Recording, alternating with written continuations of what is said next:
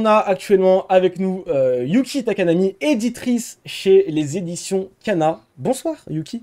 Bonsoir. Ah, ça fait plaisir de t'avoir avec nous. On t'entend super bien. Si c'est ça ouais, la question, nickel, on t'entend super bien. C'est parfait.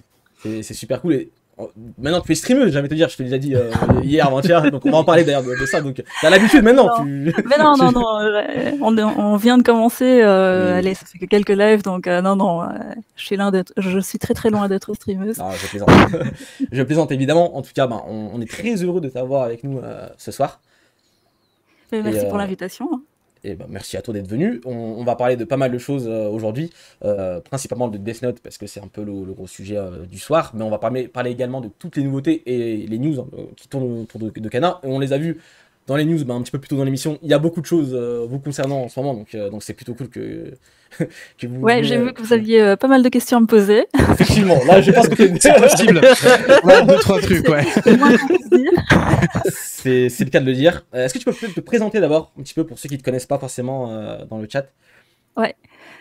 Donc, je m'appelle Yuki Takanami et donc je travaille chez Kana en tant qu'éditrice. Alors, quand on dit éditrice, on se demande un peu ce qu'on fait en vrai, concrètement. Mais moi, je m'occupe surtout de toute la partie en japonais du travail de l'édition de manga. Donc, je check tout ce qui sort au Japon, les nouvelles séries qui débarquent, je vais les checker, je lis les séries pour essayer de choisir, de faire un premier tri dans tout ce qu'il y a pour essayer de dégueuter le prochain titre qu'on veut chez Kana. Puis alors je fais aussi toute une partie de veille de l'actualité. En fait, tout ce que vous avez parlé là pendant l'émission, je check tous les jours ce genre d'infos pour savoir ce qui se passe. Et puis quand on a besoin de parler en japonais avec les japonais, c'est moi qui fais la traductrice ou l'interprète. Voilà. Évidemment. Voilà. J'imagine, oui, effectivement que ça aide pas mal pour tout ce qui est négociation, pour les auteurs, pour ce genre de choses. Voilà. Ça peut être clairement en plus. Exactement. J'ai accompagné quelques fois des auteurs à Japan Expo et des trucs comme ça aussi. C'est clair. Voilà. Ça fait plaisir, ça fait plaisir. En tout cas, voilà, Kana, éditeur historique en France. Je pense que vous avez au moins tous dans le chat un tome de chez Kana. Ça, c'est au moins, ça, c'est sûr et certain. Minimum, ouais. Minimum top 1 Naruto, je pense que tome 1 Naruto, s'il n'y a pas quelqu'un en France qui ne l'a pas, je serais très étonné quand même. Non, en tout cas, on est très très heureux de t'avoir avec nous ce soir. On va peut-être commencer d'abord par parler de Death Note. Ouais. Actuellement, voilà, c'est sorti le 28 mai dernier, donc il y a 2 jours, dans vos librairies, le Death Note Short Stories que Yuki nous montre actuellement. On va peut-être un petit peu parler d'abord de Death Note, de la série Death Note, et on parlera après de ce spin-off, de cette suite, même, on peut le dire, du manga. On va peut-être d'abord un petit peu commencer par présenter Death Note, le manga Death Note. Bon, je pense que vous connaissez déjà quasiment tous le manga. Je vois que Xela acquiesce, donc tu vas peut-être nous présenter un petit peu toi-même du coup Death Note. Il est fourbe. Vous avez J'aime bien parce qu'il te met sur la sauce instant. C'est absolument pas prévu. Ça va, je maîtrise, t'as l'air de maîtriser. Non, mais oui, ça va. Death Note, du coup, qui est juste un des plus gros succès du Jump dans les années 2000-2010. Donc ça a commencé en 2003 dans le Weekly Shonen Jump, magazine culte, je ne vous présente plus, on en parle toutes les semaines. Donc de Tsugumi Oba et Takeshi Obata, un dessinateur et un scénariste, je pense qu'on peut le dire, de génie. Qui nous raconte donc l'histoire de Light Yagami, un jeune lycéen qui un jour, par chance, entre guillemets, va tomber sur ce qui s'appelle le Death Note, du coup un livre aux propriétés un peu magiques, un peu divines même. Simplement, il écrit le nom d'une personne en y pensant dedans, et dans les 40 secondes, elle est morte. Donc voilà. Et à partir de là, il va se lancer dans une espèce d'épuration de la société. Il décide de faire le travail de la justice qu'il estime mal fait et simplement de purger le monde des criminels et de vouloir créer un monde à son image. C'est du coup, donc, vous devinez, c'est un thriller fantastique et voilà, je pense qu'on a fait un peu le... T'as bien résumé, franchement, c'est exactement ça. Bon. Death Note, Si vous découvrez quelque chose dans le chat avec ce qu'on vous a dit, je vais pas dire les termes, mais... généralement... Aïe, Dorian qui se met tout seul dans une sauce. Généralement, s'ils sont dans le chat aujourd'hui, c'est que normalement... des chances. connaissent Death Note, au moins l'animé. Voilà. Au moins l'animé. Mais vous êtes la bienvenue, même si vous connaissez pas Death Note. Évidemment. Même si j'ai dit ça. Horrible. Toujours. Alors, moi, j'aimerais d'abord vous demander, du coup, on peut déjà aussi parler un peu des auteurs, Obata et Oba, avant de rentrer vraiment dans Death Note. Le crack. Les cracks. Non, on peut pas trop en Les parler, cracks. justement. Tu peux pas dire autre chose que ça. Enfin, c'est les cracks, c'est tout. Bah oui, surtout que ils ont pas fait que Death Note. Avant ça, ils ont Mais quand même carrière. une petite carrière, quand même, tranquillement. On peut parler de quoi d'abord? Ikaru no Go? Bah, Ikaru no Go, en vrai, je pense quand même. Je pense que clairement, Ikaru no Go, c'est un de mes mangas préférés. Je pense que vous le savez déjà un petit peu tous ici. La force de Ikaru no Go, une des forces, entre autres, c'est le dessin. Ouais. Qui est déjà dès le départ, est quand même assez fort. On sent qu'il a évolué déjà tout au long. En fait, je trouve que Ikaru no Go, c'est l'ascension vraiment en termes de dessin. On commence sur un très très bon dessin, évidemment, mais peut-être un peu plus vieillot. Et quand tu arrives à la fin d'Ikaru no Go, on est sur ce qui se fait sur Death Note, sur ce qui se fait après ensuite sur Platinum End et ce genre de séries. Et J'irai Bakuman, plus loin évidemment. que toi. Je pense que Obata fait que progresser. Oui, bien sûr, évidemment. C'est Mais- le mec qui. Parce que Il a quand du tu vois combat Death Note, quand tu vois Death Note, tu pourrais se dire le mec a atteint son prime, il peut pas faire mieux. Bah, derrière, il sort Bakuman. Et après, Bakuman, il sort Bakuman Platinum qui aimait End. juste, mais On va en parler également un petit peu. de ça, Bakuman. mais je pense Qu'est-ce que j'aime cette série.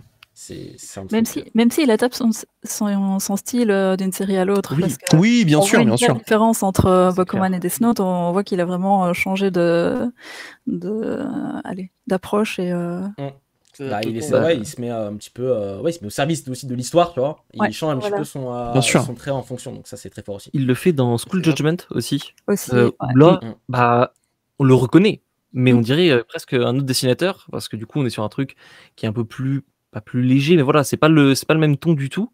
Et il s'adapte parfaitement. Et même Bakuman, en vrai, quand tu compares avec l'esthétique à moitié gothique flippante de Ah, Death c'est Note, oui, c'est pas la même chose, hein, ça. Bakuman, c'est super lumineux, tu vois. Oui, En même temps, il a c'est un peu le but de Bakuman.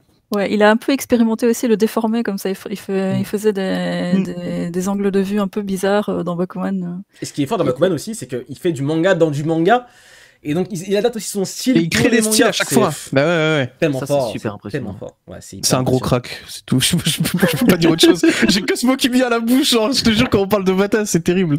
C'est vrai que, Il est trop fort. Il est trop fort. ouais, concernant Obata, je pense que son talent n'est plus approuvé aujourd'hui.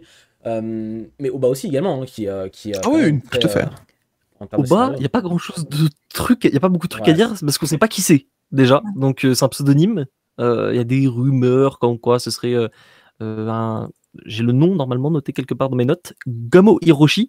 Mais voilà, on ne sait pas plus que ça. Il a signé 3 mangas du coup, donc Death Note, Bakuman et Platinum End.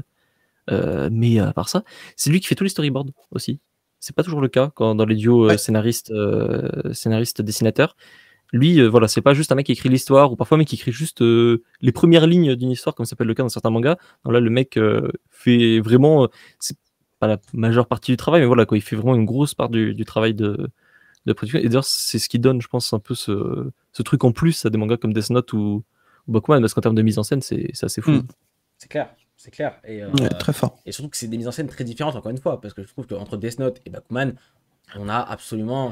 Il y a un Ça n'a monde rien à entre voir, les deux. hein, littéralement. hein. Il y a un Ça n'a monde rien entre à les voir. hein. C'est Tu mets un fort. autre nom, on y croit. Hein. Oui, complètement. C'est C'est clair. Aussi, autre chose, c'est qu'ils sont très adeptes, excusez-moi, en duo surtout, des séries à finalement peu de tomes, entre guillemets. Ça dépasse rarement. Bakuman, c'est combien de tomes déjà? Excuse-moi. c'est 20 tomes. C'est 20 tomes. Bon, c'est 20 quand tomes même, c'est quand même Bakuman, pas mal, c'est quand même pas dégueu. Hein, on va pas C'est se la mentir. plus longue. Bah, c'est leur mais plus longue série Ouais. à 2, je crois. Ouais, parce que Ou Ou alors Platinum End est devant. Non, c'est très Non, long. Platinum End, c'est non, 14. 14 tomes. Ouais, donc Bakuman est leur plus longue. Ouais. C'est Il n'est clair. pas non plus, voilà, quoi, c'est pas. Après c'est pas 20, One oui, Piece. mais voilà, j'allais dire, oui, voilà, 20, c'est pas non plus un truc énorme, mais. C'est clair, Et c'est après, voilà. Après, encore une fois, on pourra en débattre de ça, mais on en avait déjà parlé notamment pour Kimetsu no Yaiba, la longueur des séries et tout. Enfin, moi, je préfère que ce soit des trucs qui fassent 15-20 tomes, hein, pour le coup. Clairement. On va se reconcentrer sur Death Note et en parlant un petit peu des points forts aussi, des points forts de Death Note, à commencer pour moi par son scénario en fait de base. Voilà, Xela a résumé le scénario en une phrase et c'est peut-être même la force finalement de Death Note. Ah oui. C'est qu'en une phrase, tu comprends directement les enjeux, tu comprends ce qui s'y passe Et ça donne, moi par exemple, il m'a presque donné envie de relire Death Note depuis le départ, juste en une phrase. Ce qui est, je pense, très très fort et ce C'est qui bon est signe. finalement pas si rare qui est quand même un peu rare, finalement, c'est rare qu'un plot aussi puissant en une ligne, finalement, c'est pas tout le temps que ça arrive. Yuki, toi, qu'est-ce que t'en penses un petit peu du plot, on va dire, de départ de Death Note et le succès aussi en France? Tu peux nous en parler, toi, en tant qu'éditrice chez Kana. C'est un des mangas, je pense, qui a le plus, qui a très bien marché, je pense, en France. Est-ce que tu peux aussi nous dire pourquoi, pour quelles raisons tu penses que ça a eu cet impact, notamment en Occident, en France, en dehors du Japon? Bah, pour le scénario, enfin, il y a rien à dire, c'est juste du génie, quoi. C'est du génie, non seulement parce que, comme vous le dites, il y a moyen de résumer la puissance de ce manga en une phrase, c'est effectivement un truc incroyable, mais aussi du génie parce que d'avoir osé proposer ça au Jump, au Shonen Jump, d'être allé à l'édito en disant, allez, je veux faire un thriller où il y a un ado qui tue des gens. Enfin, déjà, d'avoir le culot d'aller proposer ce scénario, c'est déjà quelque chose de pas mal. Mm. Et puis le culot du rédac en chef d'avoir dit ok, allons-y. C'est un truc de fou aussi. Et puis, enfin, je pense que après, le fait d'avoir trouvé le bon dessinateur aussi, je pense que ça les a convaincus, d'avoir réussi à trouver Obata, de convaincre Obata de faire le dessin de ce scénario. Je pense que ça a dû donner un sacré coup de pouce aussi au départ pour le projet parce que ça colle tellement à l'univers. Enfin, je pense qu'un autre dessinateur, ça aurait pas du tout donné le même résultat et enfin, c'est vraiment le match miraculeux qui a été fait à ce moment-là et c'est déjà de base, le point de départ de cette série, c'est la rencontre de ces deux génies et puis le culot du Weekly Shonen Jump d'avoir osé lancer ça en plein milieu d'autres séries qui étaient vraiment très très classiques shonen à l'époque. Je sais plus à la même époque. Bah à l'époque, on avait du Naruto, on avait ouais, du ça. One Piece, du Bleach, enfin des trucs qui Ouais. étaient. Il y avait Yu-Gi-Oh quand même. Il y avait Yu-Gi-Oh, ouais. Qui Ouais, était, après, bah, pour moi, Ouais. Yu-Gi-Oh, clairement, c'est une des amorces d'un truc. Quand tu mets Yu-Gi-Oh, surtout le début qui est quand même assez. Voilà, J'allais dire derrière, plus le début, ouais. tu te dis que Death Note derrière, Mm. ça ouvre un peu une voie pour moi. Ouais, c'est vrai. C'est clair. Ouais. Mais oui, après Et, ça. et alors après, en France, ben, je crois que c'est la même chose en fait. À l'époque où il y avait que des shonen, bien shonen, Neketsu et compagnie, tout d'un coup, il y a une série comme ça qui débarque. Pour des ados qui sont en recherche de frissons et de trucs un peu spooky, creepy, c'était le Graal en fait, le truc du jamais vu, et en plus avec ce thriller palpitant où une fois qu'on commence à lire, on sait plus s'arrêter parce que j'ai relu toute la série en préparation de cette émission et j'ai pas pu m'arrêter quoi, je les enchaînais et ouais c'est cette particularité qui a attiré l'attention, je crois, des ados qui commençaient à grandir, parce que je pense que quand Death Note est arrivé, ben c'était plus déjà les gaminous qui avaient commencé à regarder Dragon Ball à la télé. Enfin, ils commençaient à grandir et chercher autre chose, et c'est tombé au bon moment, je crois. Et je crois que j'ai cité tous les arguments. Ouais, forts. mais c'est ça en fait. Enfin, c'était un timing parfait en fait au final. C'était vraiment le moment où il fallait le sortir et ce match est fou parce que quand tu parles de match miraculeux, mais c'est même plus que ça. Aujourd'hui, c'est carrément ils sont limite indissociables les deux au final. Ils font que des trucs ensemble aujourd'hui. C'est extraordinaire quand même d'avoir ce genre de réunion qui arrive comme ça. Je sais pas si on a un autre exemple actuel dans le monde du manga que Oba Obata. Un duo comme ça fort. C'est aussi fort que ça. J'en vois pas du tout d'autres quoi. Surtout en fait fort, non, tu vois. de récidiver comme ça sur. Mais oui, là, c'est déjà, ça. une fois, deux fois, trois fois, un one shot. J'espère autre chose après maintenant que Platinum N est terminé. C'est quand même au niveau humain, c'est que je pense que ça a matché aussi, tu vois. Genre, oui. C'est pas toujours le cas d'ailleurs. Il y a des histoires parfois sur certains duos. Oui, Oula. bien sûr. Effectivement. Death Note, c'est aussi une intrigue prenante sur tout le long finalement du manga. Alors, peut-être les plus puristes diront que la deuxième partie du manga est un peu moins bien, chose que je peux concevoir et comprendre évidemment. Yuki, toi, c'est quoi un petit peu ton point de vue? Parce que j'ai l'impression que t'as pas l'air trop d'accord, peut-être.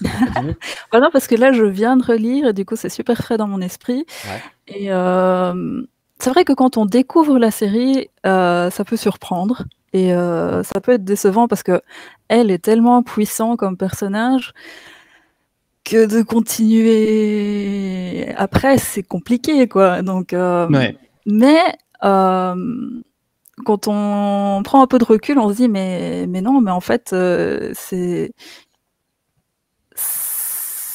enfin, ils ont quand même réussi à construire quelque chose qui tient debout derrière, sans ce personnage emblématique dans l'histoire, même s'il est toujours présent dans l'esprit de tout le monde.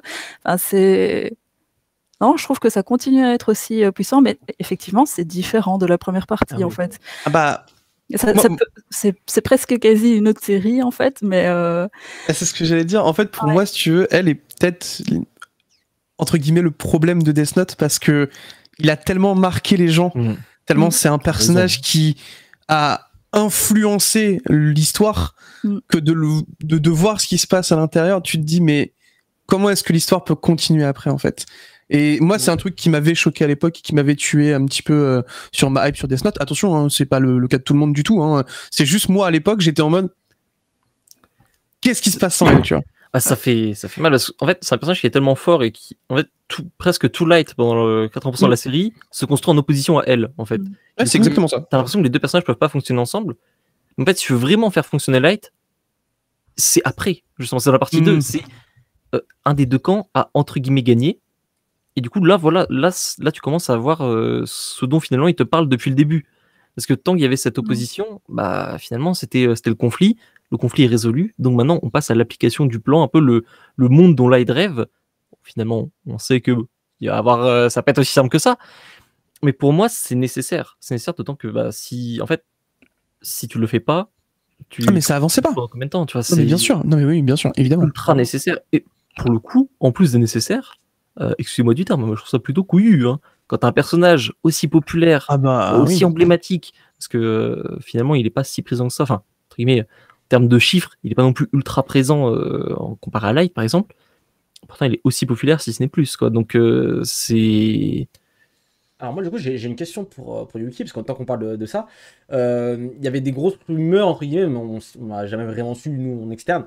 Je sais pas si toi tu le sais ou si tu peux en parler, mais il se disait que normalement le manga Death Note aurait dû potentiellement se terminer cette première partie avec potentiellement une victoire de L face à Light, et que peut-être les éditeurs ont demandé à ce qu'on rajoute un petit peu d'histoire. Est-ce que ça c'est quelque chose de véridique ou est-ce que c'est un peu des rumeurs non fondées?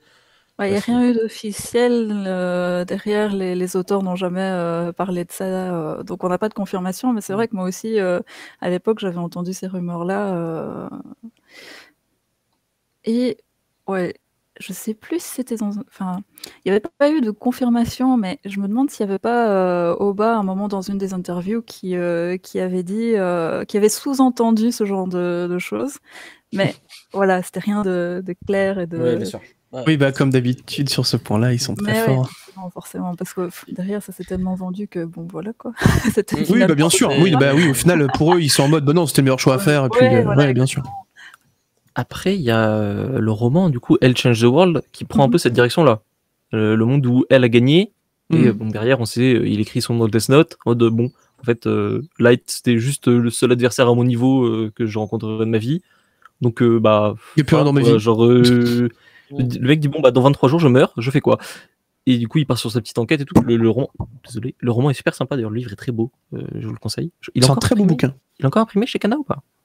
Ah, alors le roman... Oh là, ça c'est une colle. Normalement, oui. Ça commence. Normalement, oui. Parce que nous, notre politique, c'est de pas... Enfin, tant qu'on a les droits, on continue à réimprimer. Donc, ouais. Moi, je le vois toujours dispo de mon côté. Hein. Ah bah oui, si, toujours dispo. Je vérifie vite sur le catalogue, mais normalement, oui. Normalement, ça m'étonnerait qu'il soit plus dispo. Ouais, je serais étonné aussi. Voilà. Donc, oui, il est toujours là, ouais. En parlant du roman, d'ailleurs, il y a l'autre roman, du coup, Another Note, qui, je pense, va parler à quelques personnes. Il a été écrit par Nishio Shin. Ouais. Voilà. Je savais pas ça à l'époque quand je l'ai lu. Donc voilà, je pense que ça parlera sûrement à quelques personnes. Si vous êtes passé à côté, c'est un petit saut de qualité, je pense. Allez jeter un œil. C'est clair. Encore une fois, le livre est joli. on va parler un petit peu de tout ce qui tourne autour du manga également, parce qu'il y a beaucoup de choses autour de Death Note et c'est grave cool. On a commencé aussi à amorcer un des, si ce n'est le gros point fort de Death Note, c'est ses personnages. Vous avez parlé de Elle, évidemment, qui porte pas mal l'œuvre. Light, en opposé, et aussi, évidemment, porte le manga à lui seul. C'est c'est le anti-héros. Par excellence. Ça, c'est clair et net. Il a clairement marqué les esprits. J'y viendrai, ne t'inquiète pas. J'allais dire par excellence. Non, c'est pas ce mot-là qui me fait tiquer. Ah ouais, c'est quel mot? C'est le anti-héros. C'est l'anti-héros. Aïe. Excellent, on va se battre. C'est parfait, j'adore ça. Ça va être incroyable. Bah, vas-y, dis-nous, ton sur Light, on va parler de Light maintenant. On parle de Light L. Il y a l'opposition Light L qui est super forte. L'autre opposition pour moi dans Death Note, c'est derrière le concept de justice, le bien, le mal. Et moi, je le dis en direct devant les téléspectateurs, Light n'est pas un méchant. Oh, il l'a dit. Oh là là. Oh non. Il l'a dit. La police arrive, les amis. Je suis à deux doigts de lâcher un chiche, frère. À un moment, c'est très grave. Non mais attends. Les amis, c'est l'éternel débat qu'on a avec Zela. Hein. Même pour Eren Yeager, on a eu le même débat, je pense, sur la chaîne. Vous avez l'habitude.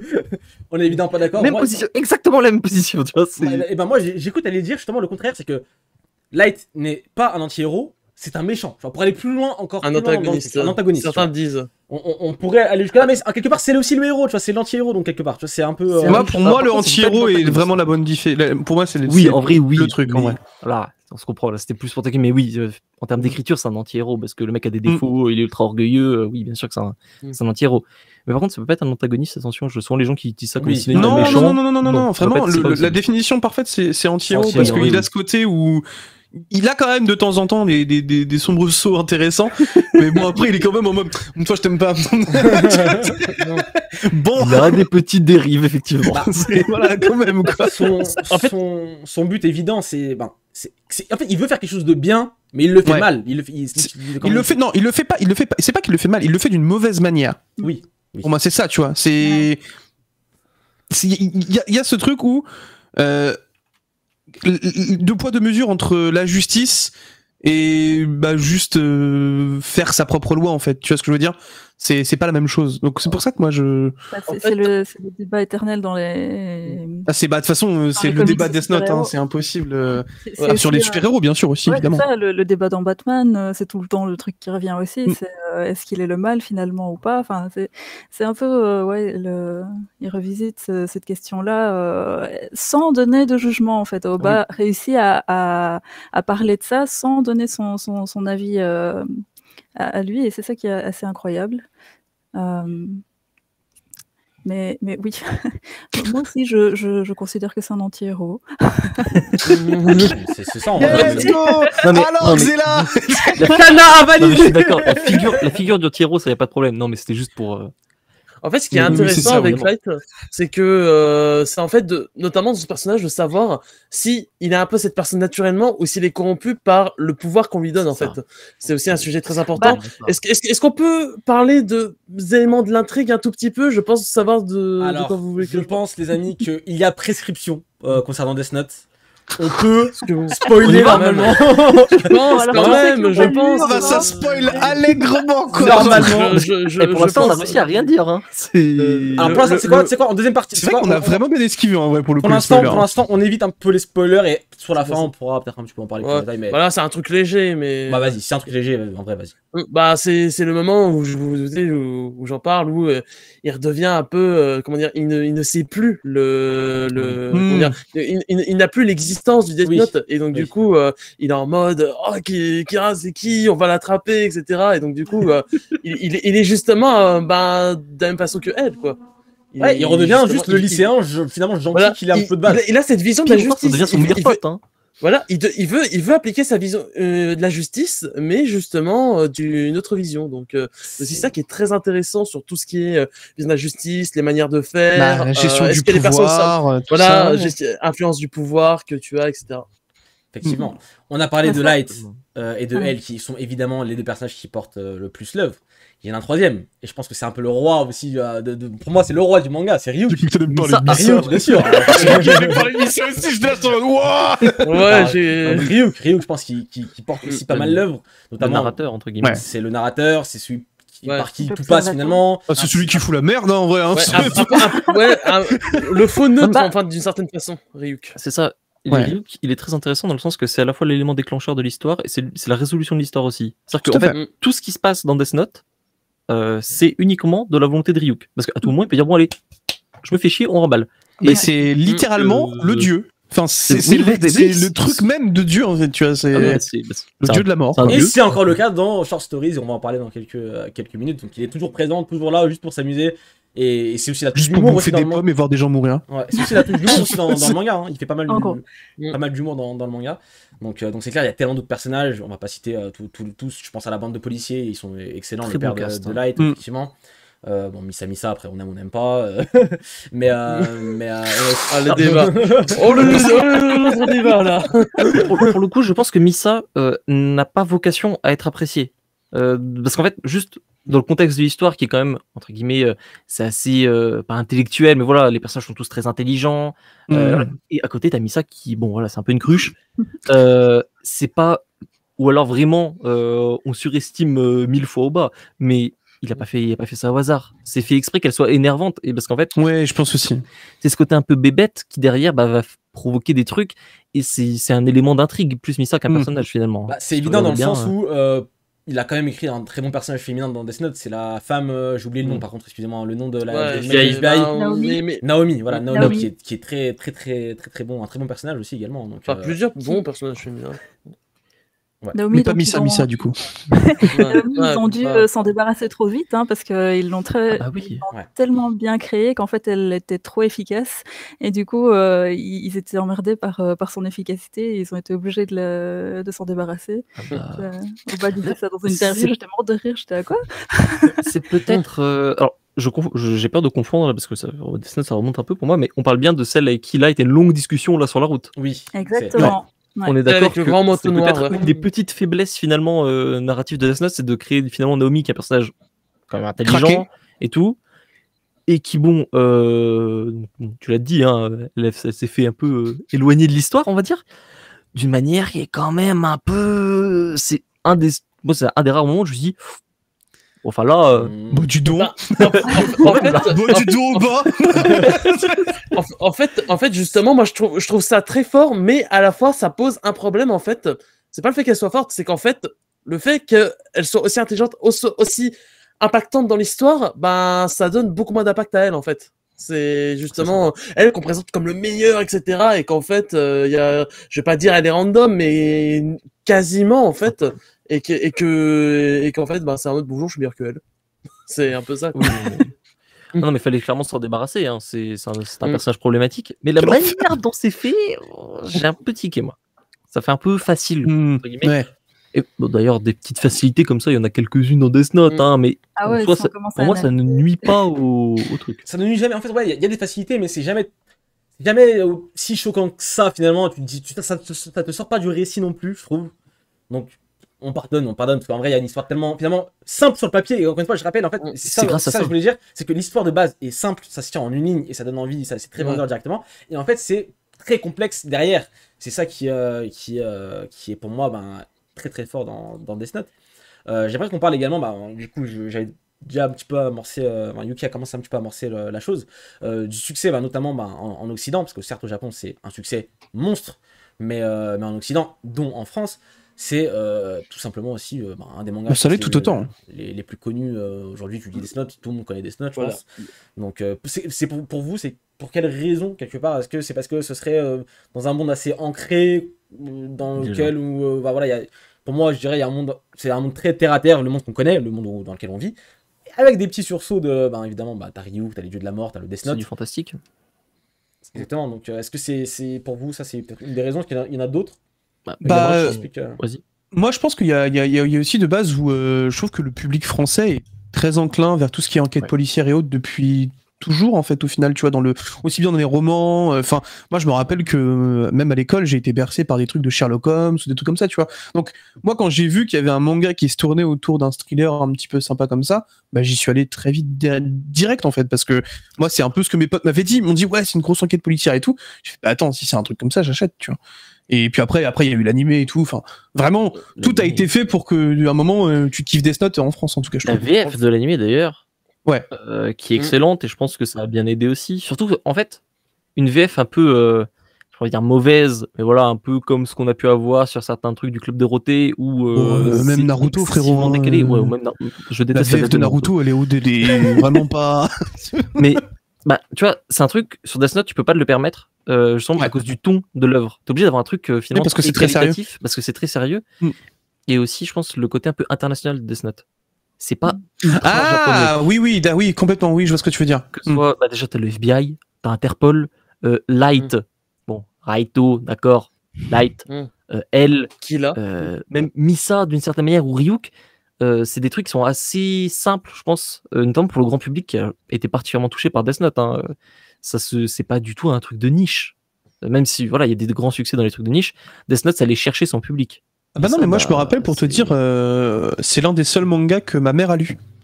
Alors que ma mère au début n'était absolument pas manga, et c'est l'un des seuls trucs parce que justement t'avais ce caractère policier un peu international où bah t'avais pas des noms japonais qu'elle avait du mal à prononcer ou des trucs comme ça. Bah c'est beaucoup plus fluide quoi. Light, elle, c'est pas des trucs très compliqués qui rentrent. Enfin c'est beaucoup plus simple que Naruto Uzumaki par exemple. Tu vois, on va pas se mentir. aussi ça en attirait beaucoup à l'époque. Du coup, comme on peut demander à beaucoup, c'est pour certains leur premier manga ou leur premier animé. Pour la raison que à l'époque il y avait encore beaucoup cette vision du on va dire soit du manga un peu violent ou un peu gnangnan et coloré, et du coup il y avait un peu toujours ce truc de oh les mangas c'est pour les enfants, etc. Et que là bon, c'est une méthode qu'on critiquerait un peu aujourd'hui, qu'on trouve un peu ridicule, c'est-à-dire que on montre une œuvre qui est beaucoup plus sombre, beaucoup plus réaliste, etc. pour dire non mais le manga c'est pour tout le monde. Bon, aujourd'hui on peut critiquer, on va dire, par exemple, c'est Edgy ou autre, mais à l'époque, ça a permis justement de propager la culture à un point assez phénoménal. Et notamment, une des raisons, pour moi, une des raisons les plus fortes pour lesquelles ça a autant marché Death Note, en France et dans le monde, finalement, on peut dire même dans le monde, c'est son côté, et au Japon, c'est justement, on l'a dit un petit peu plus tôt, c'était publié dans le Weekly Shonen Jump, qui est très axé shonen, neketsu, etc. Aujourd'hui, on parle souvent du fait qu'il y a beaucoup de mangas dans le Jump qui sont de plus en plus matures, qui tendent à aller vers un public plus âgé. Pour moi, Death Note, c'était clairement Chainsaw Man, effectivement, entre autres, Jujutsu Kaisen. Précurseur. Death Note, c'était clairement voilà, le petit ovni qui arrive, qui touche pas mal aussi les gens plus âgés. Parce que oui, on rappelle évidemment, bon, je pense que tous ceux dans le chat, ils le savent déjà, Death Note, c'est un shonen. Très souvent, les gens, le grand public, bien sûr, le mettent dans la catégorie seinen, on va dire, un peu sans trop savoir. C'est un shonen pur et dur. Et c'est aussi la preuve voilà, que même dans les shonen, il peut y avoir évidemment plein de styles et plein d'histoires différentes, diverses et variées. C'est important de le répéter, parce que pour nous, c'est une évidence, je le sais, mais pas forcément pour le très grand public. Pour le grand public, c'est pas forcément une évidence, je suis d'accord. C'est bien de le Je pense que ça peut être une bonne passerelle d'ailleurs. Ouais. Entre ce côté shonen, CNN. Bien sûr, mais complètement. Ça fait une bonne connexion entre, je crois que tout à l'heure tu le disais, on n'est plus sur du Naruto Dragon Ball, on passe sur un truc c'est ça. qui a d'autres enjeux, qui a d'autres manières d'aborder la chose. Et en fait, une fois que tu as lu Death Note, t'es là, waouh, c'était trop cool Death Note. Ok, je lis quoi derrière? Tout le monde, tu te retrouves avec, je sais pas, Billy Bat, par exemple. Oui, complètement, ouais. Et voilà, et comme ça, tu rentres dans un autre truc, ça élargit énormément, je pense, les perspectives du lecteur. Effectivement. C'est vrai. Un truc aussi, je me dis à l'époque, c'est peut-être un point de vue féminin dans ce cas-là, mais il y avait aussi au moment de la publication de Death Note la hype du gothic Lolita. Et du visual oui, kei. c'est vrai. C'était l'apogée de cette mode-là. Moi, j'étais en plein dedans à l'époque. Ça se voit pas, mais j'ai eu une époque gothic Lolita. Il y avait aussi un côté en parallèle. Et c'était un côté moi, c'était tellement en plein dans le mille de ce public-là aussi que il s'est approprié directement cette esthétique de Death Note avec Ryuk, Misa et compagnie. C'était aussi un peu ça, je crois qu'il était sur la vague aussi de cette hype-là. Ça se ressent dans les openings et les endings d'ailleurs. Oui. Ah bah oui, avec Bah, Maximum justement, The Hormone, oui, effectivement. Maximum The Hormone, de l'autre côté, c'est combien j'ai oublié le nom de l'autre groupe qui a fait les premiers. Oui, les premiers. Mais qui sont vachement aussi dans ce délire-là, un peu. C'est pas Attends. emo, mais voilà, c'est un peu. Voilà, Oui, c'est le genre de c'est truc un- qu'on pouvait entendre à un groupe l'époque. visual kei, hein. On se comprend. Et, Et du coup, C'est Nightmare. Voilà, Nightmare. Nightmare. Nightmare. Et derrière, t'as Visita Maximum The Hormone qui est juste le plus gros groupe de Metal, thrash metal, en fait, ouais. japonais, quoi. Donc, c'est clair. Mais du coup, Tu fais excuse-moi la bonne transition. Vas-y, Parce que vas-y. je voulais parler justement de tout ce qui tourne autour du manga, à commencer par l'anime qui a popularisé encore plus dans le monde, je pense, le manga, tout simplement, hein, avec une série quand même plutôt excellente. La VF, tu parlais de la VF qui est très très bonne. C'est bien rythmé, c'est bien raconté. Pour le coup, ça a vraiment contribué, je pense, au boom du manga. Le manga a été édité combien de temps, ou avant ou après l'animé? Tu sais, Yuki, à peu près, tu as les dates un petit peu ou Je sais pas, parce que franchement, je sais pas si le manga en vrai, était- ça a dû, était- en vrai, ça a dû aller assez vite hein, quand même. hein. Ouais, ouais, c'est je bien, ouais, je crois. Pour le coup, hein, parce que vu qu'il y a que 13 tomes, Ouais, sûrement. Mais, ça a mais dû aller très vite. c'est vrai qu'en plus, il est disponible par exemple maintenant sur sur des plateformes comme Netflix, où évidemment ça a bien aidé, à la propagation, je pense, du manga. Il y a aussi les romans que tu as cités tout à l'heure, Xela, notamment sur Elle, etc., qui ont été adaptés d'ailleurs aussi en film live C'est vrai. par les Japonais directement. Il y a eu C'est du coup, des populaire, films J'ai l'info. Ouais, je Le manga est sorti 1 an avant l'animé en France. un an avant l'animé. Donc voilà, je pense que l'animé a dû bien aider également les ventes du manga. Ça a dû bien rebooster un petit peu le manga derrière. diffusé sur MCM à l'ancienne. Ouais, sur MCM. Et Oh là en là. vrai de vrai, quand tu regardes bien, vu que on le disait tout à l'heure, c'est très court, Death Note. Ouais. Quand l'animé, la première diffusion de l'animé arrive, on est déjà au tome 8 en France. Ah ouais, d'accord. Donc, ok. Donc ouais, ça a ouais, déjà bien. Ouais, d'accord. Ça a dû On est déjà bien sur la aider. fin finalement. Mais c'était déjà fini au Japon en plus, du coup. Au Japon, Ah en ouais, fait, c'est d'accord. le manga est sorti avant, enfin l'anime est sorti après la fin du Ouais. manga. C'était Donc- déjà fini. C'est clair, C'est pour ça que la fin change un peu d'ailleurs. Tout à fait. totalement. Il y a eu des adaptations du coup en film, comme j'ai dit, en film live, par les Japonais et ensuite par les Américains. Donc après, J'ai eu un frisson là. après voilà. on va pas- Je te jure que gros, t'as dit par les Américains, je te jure que j'ai eu un frisson. C'est très grave. C'est très très grave, tellement j'ai un PTSD de ce film. Bon, on va pas parler beaucoup de ce film-là précisément, mais est-ce J'ai que oublié. ce film-là a peut-être, tu vas nous dire Yuki, hein, quand le film est sorti sur Netflix, est-ce qu'il a un petit peu aussi peut-être reboosté peut-être les ventes du manga? Est-ce qu'il y a eu un changement en termes de... Fait baisser peut-être, c'est pas impossible. non plus. Parce que les tomes étaient vendus. Ouais, ça a boosté les ventes du manga Quand même.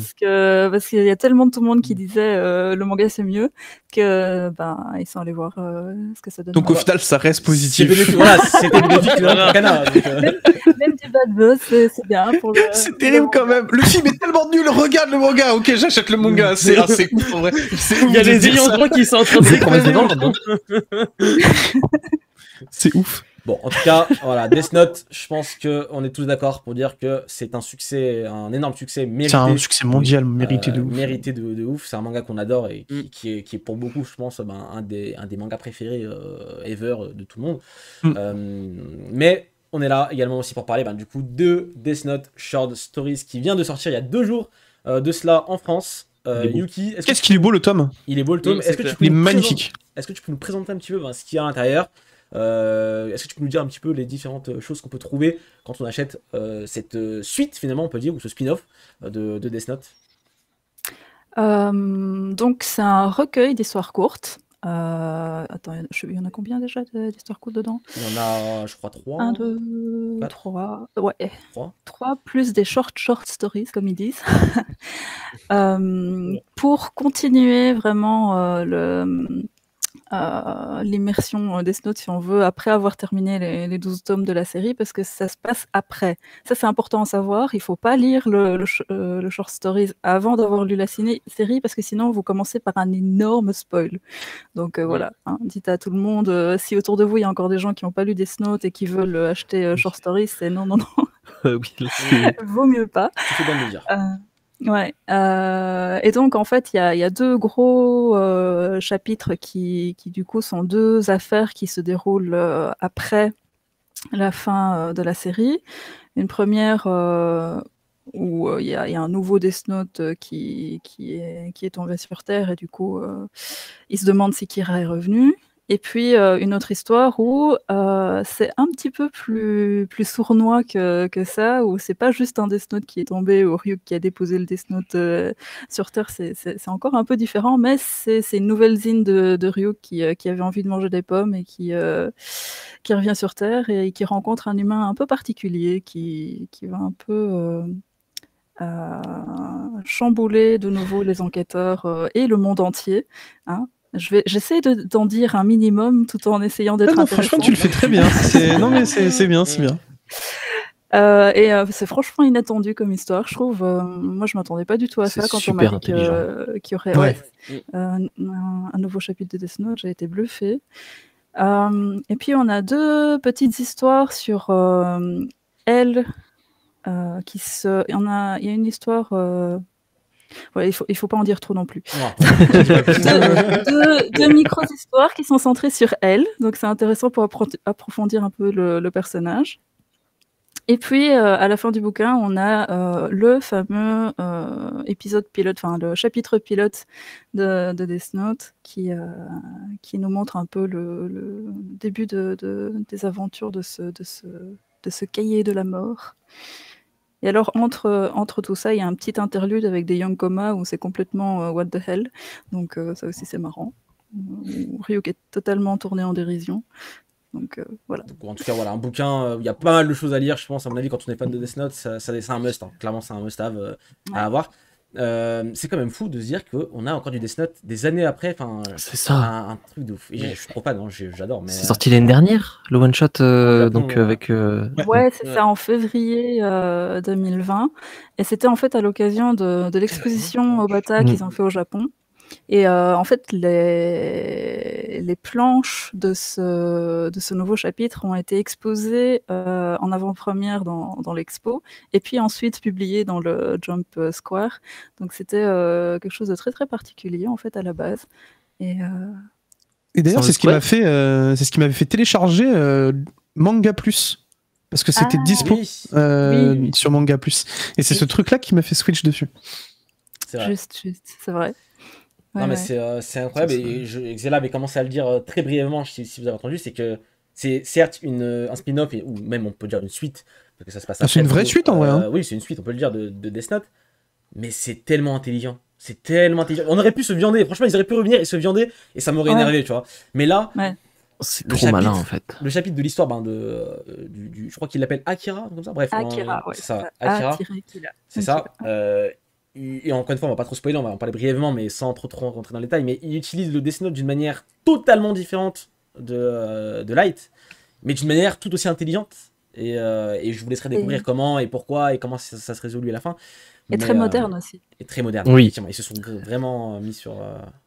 Je pense que tu mets le doigt sur un truc en disant très moderne, parce que Death Note, finalement, c'est vraiment très début 2000 dans la manière dont ça se déroule l'histoire. Et il y a plein de trucs qui sont... Par exemple, les portables sont beaucoup moins performants, moins utilisés, Internet, pareil. Et il faut se rendre compte que c'est des trucs qui ont tellement changé. D'ailleurs, pour ça que vous voyez énormément de films un peu thriller ou quoi qui sont dans le passé, parce que ça change énormément, par exemple, le fait d'avoir des téléphones portables quand tu écris une histoire. Et ben justement, je trouve cette utilisation très moderne fait que pour moi, tu peux en faire d'autres, des comme ça. En fait, ils ont compris, ils ont réussi à adapter Death Note à leur époque. Ils ont réussi à le retourner d'une manière qui n'a strictement rien à voir. Et du coup, quand tu vois qu'ils ont réussi à faire ça, pour moi, faites-en 2-3 même, des shorts comme ça. Ah, moi,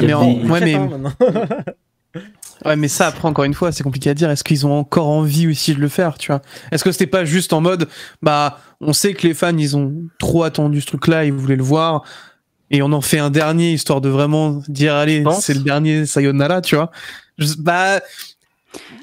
S'ils étaient motivés à le faire, ils auraient fait un tome entier, tu vois. C'est un peu plus comme ça que je le vois aussi, tu vois. Est-ce que c'est pas aussi un peu pour prendre la température, voir s'il y a toujours un public pour Death Note, voir se tester peut-être eux-mêmes aussi, parce que je pense que c'est ça d'être des auteurs qui se remettent quand même pas mal en question. On voit notamment dans Bakuman, est-ce qu'on peut toujours faire du Death Note? Est-ce que Death Note marcherait toujours aujourd'hui? Si on regarde bien, ça coïncide à peu près à la fin de Platinum End. Parce que je veux dire, Platinum End, je pense qu'ils étaient au courant quand même un peu avant nous que le manga allait se terminer. est-ce qu'on prend pas la température pour peut-être faire un autre Peut-être. tome? D'ailleurs, le fait que ce tome-ci soit sorti déjà, il y a une machine Death Note pour moi qui se relance un peu. Bah, du coup, Il y a la c'était ma présence de question. Ryuk et tout Voilà, dans Ryuk est Jump très Force. présent. Ouais, effectivement. Il y a tout, ouais, c'est vrai qu'il y a pas mal de choses qui ont encore. La preuve, c'est que le film il est sorti il n'y a pas si longtemps que ça hein, sur Netflix, le Aussi. fameux film. 2019. Mais du coup, ma question pour Yuki, c'est. Et ça, c'est plus ce que t'en penses toi en tant qu'être humain, hein, plus qu'en tant que Kana. 2017, pardon. Est-ce que tu penses qu'il y aura une suite pour Death Note? Est-ce que tu penses qu'ils vont s'arrêter là? Est-ce que tu penses qu'on peut ça va avoir des petites histoires ou carrément une nouvelle histoire plus longue? Qu'est-ce que t'en penses, toi Bah, c'est vrai qu'ils ont terminé Platinum Man, donc ils doivent être en train de chercher s'ils vont continuer encore ensemble, s'ils veulent créer une nouvelle histoire, si c'est peut-être arrivé sur la table, parce que l'air de rien, en fait, 2023 c'est le 20e anniversaire de Death Note, Ouais, donc pourquoi peut-être pas. qu'on leur a parlé de ça. Je sais pas, mais c'est des suppositions, ça, vraiment, parce que je suis pas sûre que les auteurs japonais, ils sont vraiment très chauds. Enfin, en même temps, je dis ça, et on a l'exemple de Shaman King.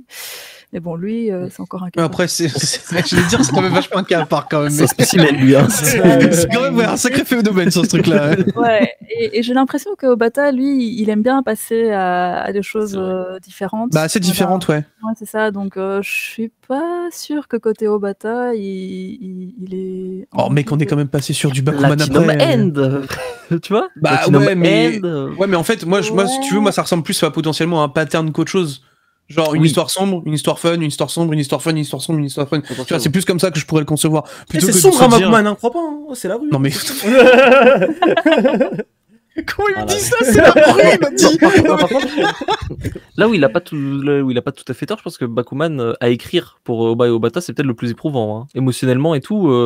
Ah C'est oui, leur- non, mais c'est ça, leur histoire aussi indirectement. hein. Ouais. Oui, je pense que c'est clairement leur histoire à eux aussi, bien sûr, hein, évidemment. C'est en vrai le truc Évidemment. quand tu le lis comme ça, il est costaud. Hein, je trouve Bakuman, c'est pas facile. Non, mais si tu veux, Non, mais c'est oui, dans le j'entends sens bien où ce que tu dis, un truc plus tranche de vie. c'est plus- tranche de vie, plus fun. Évidemment. Enfin, mec, le nombre de blagues qu'il y a dans Bakuman, il y en a beaucoup plus déjà, tu vois. Enfin, et puis même, c'est des ambiances totalement différentes. Évidemment. On passe par toutes les catégories de manga. Enfin, c'est un truc qui est plus light entre guillemets. Alors oui, c'est costaud effectivement, mais on n'est pas sur la lourdeur constante qu'a Death Note, tu vois.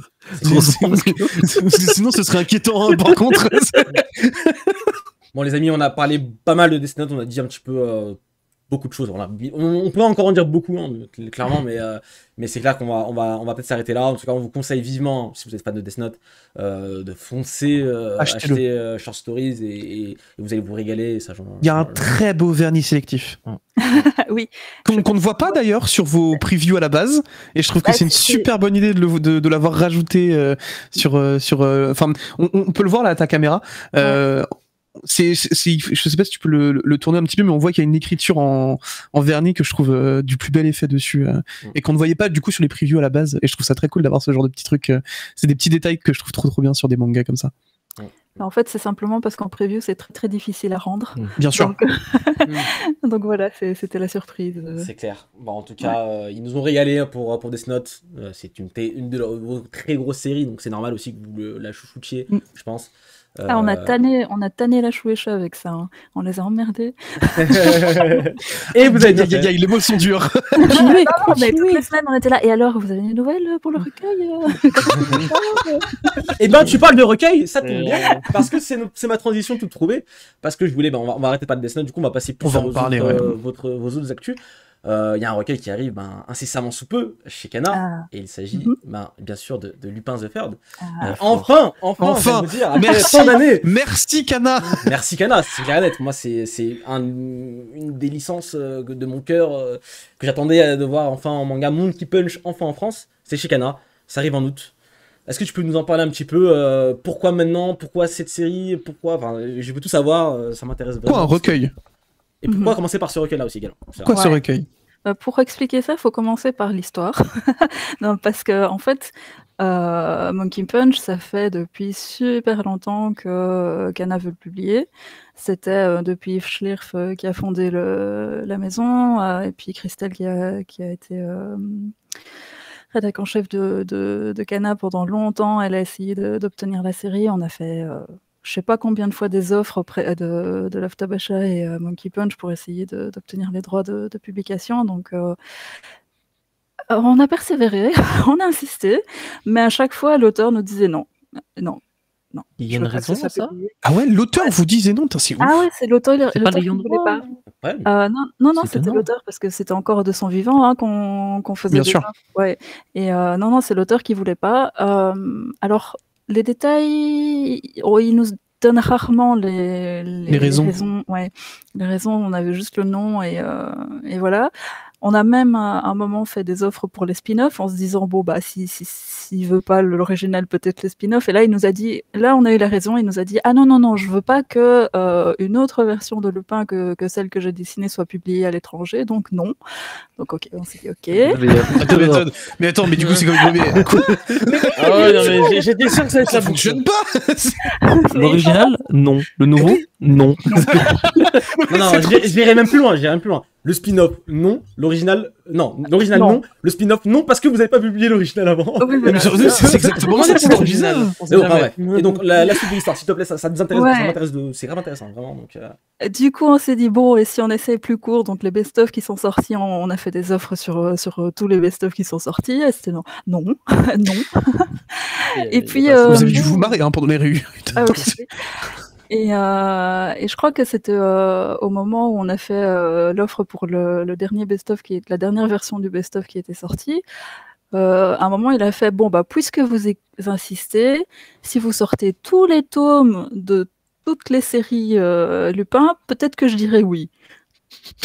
Alors, est-ce que tu peux nous rappeler, s'il te plaît, le nombre de tomes de série Lupin? Non, parce qu'on en parlait tout à l'heure. S'il y a tous les spin-offs, là, les Lupin XYZ. Non, sans compter les spin-offs. Non, ok, non. d'accord. Ok. Mais, Oh le crack. Juste Voilà, les séries de Lupin Monkey Sensei, Punch, je crois que Lupin. déjà, il y a du monde, non? il y a du monde. Rien qu'en version Bunko, donc la version un peu plus compilée que les tankobon normaux, t'as 22 tomes au total. Ok. Déjà quand même, enfin ça reste 22 tomes à sortir quand tu connais pas forcément ce qui va se passer dessus quoi. C'est Voilà, et nous on savait ce que contenaient ces tomes et on savait très bien, enfin ça nous posait problème en fait que le manga est très très différent de l'animé. oui. Et surtout le début de la série manga. Et donc proposer d'entrée de jeu cette version originale qui est hyper différente de l'animé, ça nous paraissait un peu casse-gueule en fait. On voulait pouvoir proposer quelque chose d'un peu plus accessible dans un premier temps pour introduire le style du manga, pour que les gens se rendent compte que c'est quelque chose de fort différent, et puis ensuite éventuellement aller sur la série complète. Et donc, quand on a reçu cette réponse, on s'est dit « Ah, qu'est-ce qu'on fait ?» Et franchement, là, on a dit est-ce qu'on peut réfléchir? Et sauf que bah, le temps qu'on réfléchissait, l'auteur est décédé. Et Bien sûr. voilà. Et Bien sûr. du coup, on s'est dit bon, ça fait peut-être pas très très très clean d'arriver derrière en disant bon alors maintenant on peut sortir les best-of. Oh, non. Oui, c'est vrai que Ça fait un peu bizarre. Et puis là, sur ça, il y a Futabasha qui a sorti ce recueil, qui est en fait un recueil posthume. OK. Qui a été fait par le dernier éditeur en charge de Monkey Punch, qui a sélectionné selon ses propres critères, mais qui a sélectionné des histoires que lui, il considérait comme adéquats pour introduire l'univers de Monkey Punch, Lupin Sensei version Monkey Punch. D'accord, donc c'est dédié à introduire le personnage de Lupin Voilà. en fait. Enfin, C'est très intéressant, l'univers. par contre. C'est super bien ça. Et quand on a su ça, on s'est dit, bah, faut qu'on fasse une offre. On nous a toujours dit non, mais il faut qu'on la fasse. Et donc, on a fait l'offre. Mais là aussi, on nous a fait poireauter assez longtemps. Enfin, il n'y avait pas de réaction derrière. On s'est dit, bon, bah, c'est mort, en fait. Et par dépit, l'année passée, on a reposé la question à l'agent qui fait l'intermédiaire en disant, bon, vous savez, on vous a envoyé une offre là pour le recueil. Est-ce que vous pensez qu'on va avoir un jour une réponse? Et là, ils nous ont fait quelques semaines plus tard. Ah, mais on a reçu une réponse de Futabasha qui vous dit OK. Ben voilà, on y est. Quoi Mais ça fait un an qu'on attendait. Pourquoi Même plus, ouais, plus qu'un an, je pense, Attends. de ce qu'elle Non, je parlais pour le recueil, bien sûr. Mais... Ah oui, le recueil, ouais. Et donc oui, on nous a dit oui, on s'y attendait pas en fait. Et on nous a dit oui, mais comme ce recueil a été pensé justement pour introduire le manga, la série manga, le Pansensei, on s'est dit bah c'est en fait le meilleur livre à sortir en français, en tout cas pour commencer, parce que voilà. Parce que pour ceux qui ne le savent pas, ça peut être choquant d'entrer tout d'un coup dans la version manga de Lupin Sensei, parce que c'est vraiment très différent. Ouais. Bah, c'est voilà. pas la même époque, Bah, c'est vrai que c'est une époque c'est différente. J'allais Ouais. dire, voilà, ça commence à être vieux. Enfin, le manga, enfin, 60, le dessin est quand même assez différent des standards d'aujourd'hui, quoi. Donc, Ouais, on non a- seulement ça, mais le personnage de Lupin est tellement différent de ce qu'on Oui. voit. C'est pas du tout un gentleman comme l'héros, c'est pas du tout un gentleman. Donc, pour Ouais, les fans non. de l'animé, ça peut être un choc, Ça quoi. peut être un choc, effectivement. Ouais, donc, Animé Il y a un d'art truc que vous avez peut-être connu sous le nom de Edgar de la Cambriole pour les Évidemment. plus anciens Ouais. ici. évidemment, Edgar de la cambriole. T'as dit un petit mot une petite suite de mots plutôt qui m'intrigue. Ouais. Pour commencer. J'allais y arriver, Xela, merci. On va y arriver, on va y arriver.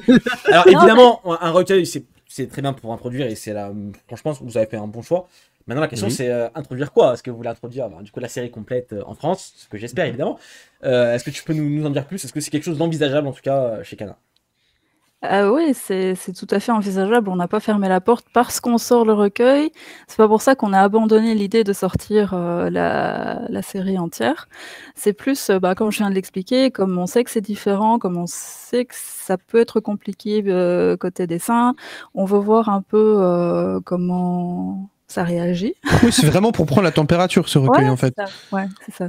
Mais en même temps, on peut pas vous en vouloir de pas vouloir prendre le risque de sortir la série directement, alors que vous avez typiquement ce genre d'œuvre-là qui vous permettent directement de voir si vous avez un public qui est réceptif. Et parce que je me doute que aussi vous avez quand vous prenez ce genre de choses-là, vous avez aussi des rapports que vous allez faire aux ayants droit et autres pour leur dire, bah voilà, on a une preuve que ça fonctionne bien avec ce recueil-là. Donc, j'imagine que si ça fonctionne bien, ça facilite aussi les négociations pour continuer des relations derrière sur cette série. Ouais, c'est ça. Et avec les autres auteurs de notre collection Sensei, ça s'est un peu passé comme ça aussi. Quoique, si je cite Leiji Matsumoto, je pense que c'est le cas inverse, parce que si je me trompe pas, on a commencé par Albator ou on a commencé par Galaxy Express? Peut-être Albator, il me c'est- semble, de souvenir. Mais Albator j'ai un petit doute. Je vais pas dire de Ouais. bêtises, mais en tout cas, voilà quoi. C'est clair que d'avoir enfin un pied de Lupin de Monkey Punch en France, ça fait extrêmement plaisir. Et évidemment, on vous recommande vivement de foncer l'acheter parce que c'est grâce à ça qu'on aura potentiellement le manga complet en France, ce que j'espère vraiment, vraiment du fond du cœur. Donc ça sort fin août, il me semble. 27 août, ouais. 27 août, exactement. 27 août. Donc on sera là pour en parler, ça c'est clair et net. Juste avant la rentrée, c'est parfait. Effectivement, Ouais. on va rentrer un petit peu en avance. Donc ça c'est cool. Notamment, l'annonce s'est faite quasiment en même temps que la partie 6 de l'animé. Est-ce qu'il y a des timings? Est-ce que vous vous basez un petit peu sur ça? Est-ce que généralement, parce qu'il y a eu pareil pour Shaman King, et on va en parler juste après, notamment pour le remake de l'animé, il y a eu des choses aussi autour de Shaman King chez Kana. Est-ce que vous mettez un petit peu des dates en même temps que les adaptations? Alors, dans le cas de Lupin, c'est un hasard qui n'en était pas tout à fait un, parce que on a fait notre live le jour de l'anniversaire de Monkey Punch. Voilà. Ah, bah Ok. oui. Et donc, ils ont fait l'annonce de l'animé le jour de l'anniversaire de Monkey Punch. Bien sûr, bien sûr. Et du coup, c'est tombé pile le même jour. Voilà, on l'a pas fait exprès, mais on va dire qu'on l'a fait exprès. En plus, c'est les 50 ans de l'animé. En vrai, ouais, il y avait Ouais, moyen, voilà. effectivement, mais vous aviez Mm. pas l'info, quoi. Mais Non, justement, on savait juste que c'était les 50 ans de l'animé, donc on s'était dit que c'était la bonne année pour sortir ça. pour sortir ça le oui. truc, ouais. Mais on s'attendait pas à ce qu'il y ait l'annonce de quelque chose de nouveau pour le 50e anniversaire, quoi.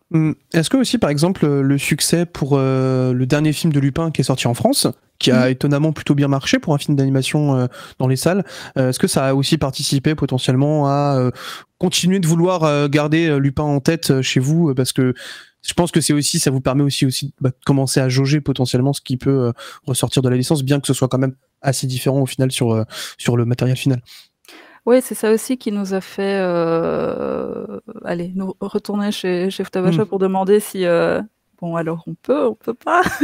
C'est parce qu'on a vu qu'il commençait à avoir quelque chose à l'international aussi autour de la licence Lupin, et qu'on se disait que c'était le bon timing si on devait sortir quelque chose en français. Ok, merci beaucoup. En tout cas, voilà, Lupin, ça arrive, je suis très content, on est très content. Donc ça, c'est cool. On parlait un petit peu de Shaman King aussi tout à l'heure. J'aimerais qu'on en parle également un petit peu, parce qu'il y a eu évidemment la Star Edition qui est sortie maintenant quelques temps en France. Vous avez d'ailleurs eu la très bonne idée de sortir le tome 1 et le tome 17 simultanément pour ceux qui veulent avoir seulement la fin du manga qui n'ont jamais eu. Ça, c'était une très bonne initiative, je trouve. Plus qu'une bonne idée, je trouve c'est même un peu moralement, entre guillemets, c'est quand même très cool, quoi. Pour tous les gens qui ont acheté les tomes à l'époque et tout, de vraiment aller sortir du coup la vraie fin de Shaman King. C'est pas tous les éditeurs qui l'auraient fait, quoi, tu vois. Donc, c'était nécessaire en vrai. C'était nécessaire, c'est ce qu'on s'est dit, effectivement. Ouais. Effectivement. Et du coup, la Star Edition n'est pas venue seule, parce que juste après, enfin quasiment en même temps, juste après, il y a eu la suite de Shaman King Flowers, qui est sortie. Et là, dans quelques jours, il me semble, il y a aussi, comment il s'appelle déjà, c'est The Superstar, je crois. Superstar, ouais. The Superstar, qui est la suite du coup de Shaman King Flowers. Donc voilà, tout se goupille parfaitement chez Kana, j'ai envie de dire. Ça sort le 2 juillet, voilà, donc très bientôt quand même. Donc est-ce que tu peux aussi un petit peu nous parler de tout ça, sachant qu'il y a aussi le remake de l'animé qui sort bientôt sur Netflix en France, qui est en cours actuellement au Japon. Est-ce que ça, c'est des choses qui étaient prévues aussi un petit peu à l'avance? J'ai l'impression qu'il y a une re-hype, on va dire, autour de la série là actuellement au Japon, parce qu'il y a cette version-là que vous avez sortie, qui est sortie également au Japon. Il y a de plus en plus de figurines. Il y a une nouvelle série au Japon, un shoujo, je crois, Garden. Et il y a eu un shoujo, effectivement, aussi. And the Garden, ouais. Mais alors le truc, c'est que Shaman King, c'est parce que ça a été racheté par Kodansha que ça a recommencé à vivre. Alors je sais pas comment ça s'est passé, les négociations derrière, tout ça. Ça, on n'a pas les coulisses de l'histoire. Mais donc à la base, si vous savez, Shaman King s'était publié dans le Shonen Jump. Longtemps, Takei a dessiné chez Shueisha, et puis il a rompu les liens parce que voilà, il a été un peu malmené. Il a été un peu malmené chez Shueisha, il en a eu un peu marre, et il a claqué la porte. Et visiblement, il a réussi à négocier il a récupéré le droit de toutes ces séries et il les a revendus à Kodansha, qui s'est chargé de faire revivre toute la licence, mais de façon assez impressionnante, parce que c'est vrai qu'ils ont une puissance multimédia chez Kodansha. Quand ils ont décidé de pousser une série, ils ne font pas avec le dos de la cuillère. Et donc, en fait, du coup, avec ce changement de maison d'édition, on allait perdre les droits de Shaman King, parce que quand un titre change de maison d'édition, automatiquement, ça revient sur le marché. Les contrats sont rompus. Ouais, ok. Voilà. C'est ce qui s'est passé avec Ayame Hiro, si je dis pas de bêtises, récemment. Ouais, c'est ça. Ça s'est passé avec Ayame Hiro et avec le pays des cerisiers de Konofumiyo. Et donc bon, on a strictement, on sait rien faire en fait dans ces cas-là. Et puis, on a appris que ça ressortait chez Kodansha, et là, on s'est dit, ok, c'est l'occasion de proposer alors autre chose. En plus, Kodansha a fait le choix de sortir dans une nouvelle édition, à l'époque juste en numérique au Japon, parce que la version papier est seulement en train d'être publiée au Japon pour l'instant. Et là, on s'est dit, en fait, quelque part, c'est l'occasion de reproposer cette série qui devient relativement ancienne, avec une nouvelle maquette, avec les planches revisitées. Tant qu'à faire, on va revisiter la traduction et proposer du coup une nouvelle version qui du coup est beaucoup plus accessible pour le jeune public, qui découvrira pour la première fois Shaman King, et on s'est dit, bah, allons-y. Allons-y. Et qui n'aura on pas a- cette frustration sur la fin en plus qu'on avait eu nous à l'époque malheureusement. Voilà, oui, parce que Kana à l'époque avait fait le choix de pas sortir la Deluxe dans laquelle il avait dessiné la fin comme il l'avait imaginé au départ. Et donc en français, ça avait jamais été dispo. Et quand on a su que du coup, ben, ils allaient ressortir le tout en une seule collection, ben, il fallait qu'on la sorte, quoi. Et alors, on a réfléchi et on s'est dit, ouais, mais ce serait vachement cruel quand même de faire attendre tous ces fans qui attendent déjà depuis 15-20 ans d'avoir la fin, de faire encore attendre la publication des 16 volumes. Et là, on s'est dit, mais est-ce que on ne sortirait pas le dernier tome en même temps que le tome 1? Et vous avez très bien fait. C'était le beaucoup. meilleur move, vraiment. C'était Et- parfait. Et à cause de ce choix, en fait, on a eu un casse-tête parce qu'il a fallu remanier un tout petit peu le découpage des tomes, parce que le tome, à la base, si on faisait comme c'était prévu à la base, il y avait un chapitre qui devait se retrouver dans le tome précédent ou un truc comme ça, et on a dû le bouger dans le tome 17 en Tous négociant les avec, 400 et quelques pages voilà, du tome Ouais, il a un 17. peu Ouais, ça vaut le Il est bébé. un peu costaud le tome voilà, il 17. est costaud. C'est même plus qu'un chapitre, ouais, c'est possible. Ouais, je crois qu'il y en a 2. Parce que, en fait, pour raccrocher à la vraie fin qu'il voulait, il a redessiné les quelques chapitres qui précédaient la fin, et donc il fallait remettre ce chapitre-là pour raccrocher, en fait. Et ouais, c'était un petit casse-tête à ce moment-là. On a un petit peu paniqué en mode attends, qu'est-ce qu'on fait? En tout cas, dans le chat, ça dit 1000 merci pour le retour de Shaman King. Et effectivement, Ouais. on vous remercie. Est-ce que du coup, on peut espérer, on parlait du shoujo Shaman King un peu, donc est-ce que ça c'est quelque chose qui peut potentiellement arriver chez Kana un jour? Le shoujo là, qui est sorti au Japon récemment. Alors, déjà, bah, comme vous le savez, on a commencé à sortir la suite. Ouais. On a déjà prévu de sortir quelques spin-offs qui sont sortis. Donc, à terme, on aimerait bien quand même avoir l'univers complet de Shaman King. Ok.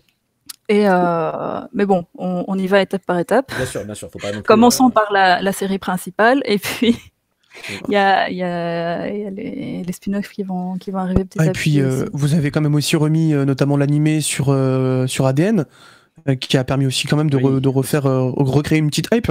Parce que justement, moi je me rappelle que sur Mangation, on avait reçu, je crois, le dirigeant de Kana Video pour justement parler de la sortie du tome 17 et de Shaman King. Donc ça fait quand même un peu plus d'un an au final que vous travaillez vraiment fort quand même pour remettre une hype certaine autour de Shaman King. Et j'ai quand même une question qui me taraude depuis maintenant pas mal d'années du coup.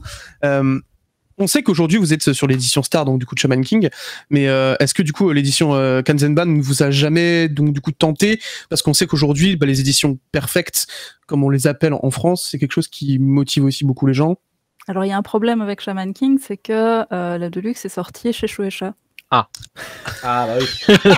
D'accord. Donc, en fait, Évidemment. techniquement, elle n'existe plus. D'accord, ok. Alors, Et, ok. et On va y donc, arriver, a on va y insisté arriver, avec t'inquiète. ça. On va y arriver. Je vois ce que tu veux faire. J'ai actuellement sur standing. Je pense que ça va parler standing. Attends. Mais, alors, le truc de la Star Edition, c'est une première étape pour nous. Non, mais voilà, du coup, c'est ce que je me posais comme question. Est-ce que c'était justement la première étape pour voir un petit peu comment ça fonctionne, pour Non, ensuite c'est élaborer encore un tout ou... petit peu différent. Je vais venir à l'explication, mais donc, c'est pas parce qu'on sort la Star Edition qu'on ferme la porte pour la Deluxe. C'est tout ce que je voulais savoir. C'est bon. Oui, c'est bon, j'ai ma réponse après 2 ans, tout va bien, c'est bon. non, mais Parce que alors, oui, c'est quand même le peuple voulait savoir, hein. Pas seulement pour Shaman Vraiment, King. non, mais vraiment, pour le coup, c'est une vraie Toutes question. les séries des Star Edition, Ouais. il y avait des gens qui disaient mais merde. Ça veut Alors, dire que évidemment- la porte n'est pas fermée. Ce n'est Non. pas parce qu'une série a une Star Edition qu'on n'aura jamais une perfecte de luxe Non. 3 étoiles XYZ. Voilà. Quoi, genre, ok. Voilà, c'est Oh ça. là là. Parce qu'en fait, ce qu'on veut faire chez Kana, c'est que ces séries, comme j'ai dit tout à l'heure, l'air de rien, elles commencent à être vieilles. Ouais. C'est là, je sais ce que t'as compris, je sais, j'arrive. Calme-toi, j'y arrive. C'est terrible, il y a trop de trucs là. Et les éditions qui sont dispo aujourd'hui ne sont plus forcément présentable devant un gamin qui a aujourd'hui 12-13 Bien ans. sûr. Voilà. Et on a envie de pouvoir proposer une édition qui est à jour et qui peut être appréciée par un jeune public qui découvre la série. En fait, c'est ça qu'on cherche avec la Star Edition, c'est vraiment Avoir ouvrir cette la longévité. Au grand ouvrir public. la porte, voilà, à un plus large public que les fans hardcore. On sait qu'il y a les fans hardcore, on sait que les fans hardcore attendent quelque chose, on le sait. Mhm. Mais on a choisi sciemment, consciemment, en sachant qu'on va se prendre une volée de bois vert, d'ouvrir Alors, d'abord attention. la porte. non, mais tu fais bien en parler parce que c'est un truc, je pense que c'est un peu ce que j'ai te demandé. Alors, les Star Edition, c'est des créations semi-originales, entre guillemets. Vous vous inspirez de ces deux trucs qui existent déjà, genre je pense notamment à Slam Dunk, et vous les réinterprétez un peu à votre manière, grossièrement. Si tu me dis si je me trompe sur le truc, c'est à peu près ça. Oui. Alors, la star de Slam Dunk. C'est les sujets qui fâchent un peu, tu m'excuseras, Oui. c'est le jeu. Ça s'est pas passé, je pense, comme prévu de votre côté au niveau des réactions des gens. Je pense notamment à cette histoire de tranche qui n'a pas vraiment séduit les gens, notamment. Je pense aussi parce que c'est une édition qui était quand même très attendue, cette histoire de nouvelle cover, la Kanzenban aussi, notamment parce que Slam Dunk n'était plus disponible. D'ailleurs, il me manque des tomes. Si vous avez encore des vieux tomes de la première édition de Slam Dunk chez Kana, ça m'intéresse. Mais il était en téléchat là, genre. Respirez plus, allez, respirez plus. Non mais blague à part, quand vous voyez le truc, je pense que tu l'as dit, il y a une volée de bois vert, selon moi je pense, désolé, hein, peut-être à juste titre. Est-ce que quand vous voyez ça sur Slam Dunk, derrière, ça vous réoriente peut-être un peu sur ok, comment on fait les Star Edition, notamment je pense à celle de Shaman King, qui pour le coup, là derrière, elle a notamment un très beau dos, une très belle prise. Voilà, est-ce qu'il y a peut-être eu une petite prise de conscience, un petit bon, ok, non, ça va pas, les gens ne sont pas contents, on change, comment ça se passe? Bien sûr, on fait attention aux remontées qu'on a, on fait attention aux réactions des gens. Je ne dirai rien sur Slam Dunk. On peut comprendre. Il n'y a aucun problème. Mais effectivement, on a beaucoup plus fait attention à ce qu'on faisait sur les suivantes. Et entre autres, c'est pour ça qu'on a dû repousser Yu Yu Hakusho. Exactement, on allait y arriver. On allait y venir. Parce que on a voulu vraiment pousser à fond le côté créa. Et du coup, on s'est retrouvé devant des imprévus par rapport à des confirmations, voilà. Dans le process, on s'est retrouvé devant des murs et des embûches, et du coup, on a été obligé de le repousser. C'est pour ça que vous allez attendre un tout petit peu plus que prévu pour avoir la nouvelle édition. T'as une fourchette?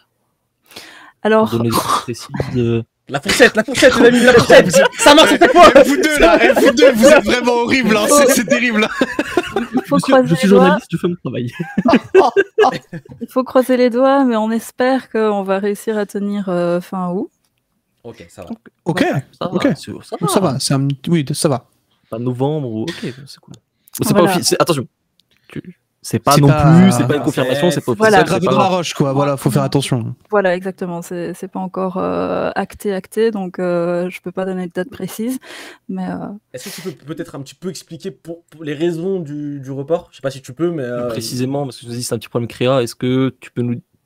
Je sais pas si tu peux dire. Te fais pas virer pour le. Ne dis pas si tu peux pas le dire. Mais... on en parlera plus en détail dans un live, parce qu'on a prévu de faire un live consacré à Yu Yu Hakusho. Ok. Voilà. Là pour l'instant, il y a encore des choses que je peux pas dire, donc. Il y a aucun problème, on comprend. Bien sûr, non, mais il y a aucun problème là-dessus. Évidemment, les amis, donc la grosse nouvelle de la soirée, je pense, c'est que Slam Dunk potentiellement la perfecte en France. Du Hakusho. Mais d'ailleurs pour toutes les éditions Star, hein, mon pote. Voilà. C'est ça qui est le plus important, c'est que c'est pas forcément que pour Slam Dunk, mais pour toutes les éditions Star. Et du coup, Xela, je pense que je vais te devancer, parce que j'ai envie de te devancer. Je déteste. Yu-Gi-Oh, je pense que t'allais en parler. Ah bah oui. Yu-Gi-Oh, évidemment, on espère. C'est pas un Kanzenban, hein, la Yu-Gi-Oh. Oui, d'accord, mais il y a quand même une nouvelle édition. Quand même. Une jolie Bunko. une jolie Bunko très très belle au Japon. On espère un jour l'avoir chez Kana. Bon, je pense pas que tu vas pouvoir nous dire quoi que ce soit aujourd'hui, mais c'est clair que c'est clairement une licence qu'on porte dans notre cœur. Est-ce que tu pourrais me dire des choses, Yuki? Est-ce que tu pourrais me dire des choses? Message reçu. Non, mais- Ok. Zéla, ça me suffit pour ce soir. En plus, c'est tellement. Franchement, je pense que Yu-Gi-Oh! Dans votre catalogue, c'est sûrement une des séries qui bénéficierait le plus de ça, parce que c'est une série longue déjà, qui est datée, notamment au niveau de la traduction, de la mise en page et tout. Aussi, hein. Il y a des. Voilà. Bon, monsieur, on ne joue pas dans les mêmes cours là. Attention, Zatch Bell, c'était très fort au Japon. Non, Attention, c'est je juge pas un grand. C'est vrai. Bien sûr. C'est vrai. Bon, en tout Mais cas, ok, d'accord, c'est noté. elle a entendu le message, c'est noté. Voilà, c'est noté. déjà très bien. Avec quoi on peut enchaîner sinon? On va parler peut-être un peu d'Undead Unluck qui a été annoncé récemment chez Kana, un des beaux bébés du Jump actuellement. Est-ce que tu peux nous en parler un petit peu plus, nous présenter déjà un petit peu l'histoire, parce que je pense que la plupart d'ici n'ont peut-être pas encore lu Undead Unluck. Est-ce que tu peux nous présenter un petit peu le manga, s'il te plaît, Yuki? Oui, alors, Undead Unluck. Ça commence par la rencontre d'une fille qui porte la malchance à tous ceux qui lui sont proches. En fait, le truc, c'est que quand elle touche une personne qu'elle aime beaucoup, ça cause un désastre derrière qui risque de tuer la personne. Et du coup, à cause de ça, elle est désespérée.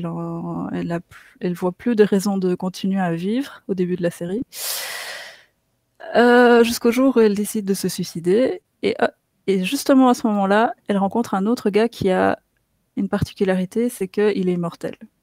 Il est immortel, ça fait un bail qu'il est vivant, il en a marre de continuer à vivre indéfiniment comme ça, et il cherche une super mort, une super façon de mourir, parce que même s'il prend les choses, la vie du bon côté, il y a un moment, il faut quand même que ça se termine. Et donc, il voit la fille qui amène la malchance, et il se dit, ça y est, c'est elle qui va pouvoir me tuer, pour de bon cette fois. Parce que si on arrive à causer une malchance suffisamment grande qui me tombe dessus, je vais peut-être réussir à enfin mourir. Et à partir de là, on va commencer à découvrir qu'en fait, dans le monde de Undead Unluck, t'as des personnes comme ça qui tout d'un coup obtiennent un pouvoir qui renie les lois de l'univers, les lois de la nature. Donc par exemple, le héros Undead, il renie la mort.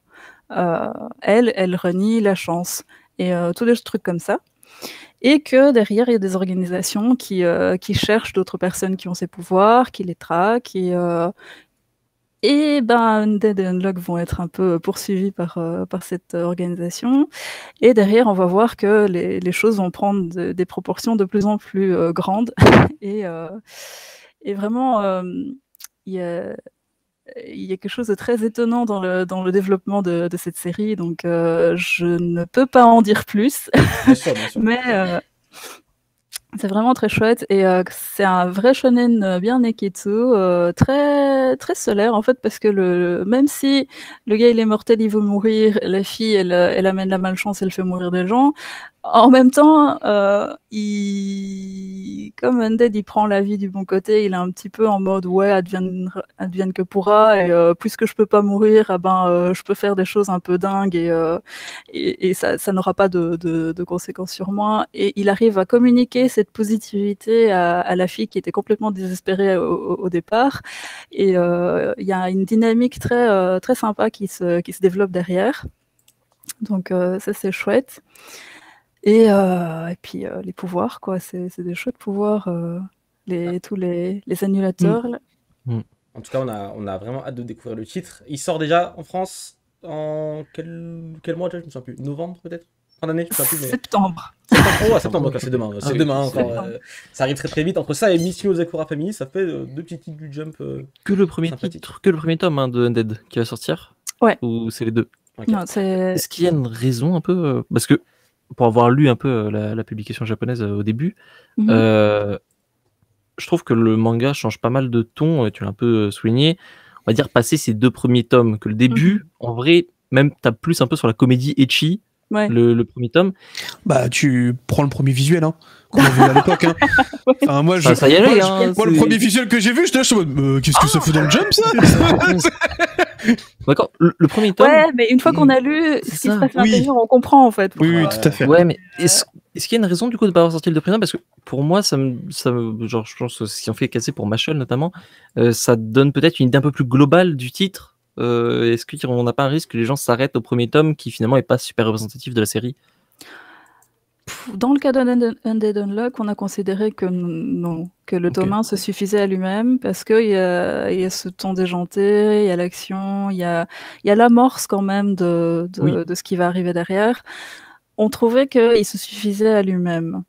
Et souvent, quand on prend la décision de sortir les 2 premiers tomes en même temps, effectivement, c'est parce qu'on considère que il vaut mieux avoir lu les 2 tomes pour avoir une idée plus globale de la série. En tout cas, chez nous, c'est comme ça qu'on fait le choix de sortir les 2 tomes ensemble ou pas. Et Ok. pour Undead Unluck, on pensait que déjà le premier, il mettait bien dans l'ambiance, quoi.